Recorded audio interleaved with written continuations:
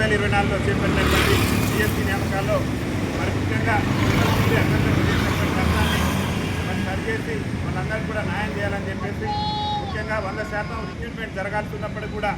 కేవలం తెలంగాణ రాష్ట్ర ప్రభుత్వం 30% రిక్రూట్మెంట్ చేసి 70% స్పెషల్ మీడియా అభ్యర్థులను మరి ప్రమోషన్ల రూపంలో ఇవ్వడం వల్ల మరి స్పెషల్ మీడియా చేసినటువంటి అభ్యర్థులందరూ కూడా నష్టపోయింది. కాబట్టి రాష్ట్ర ప్రభుత్వం తెలంగాణ రాష్ట్ర ప్రభుత్వం మరి ఏదైతే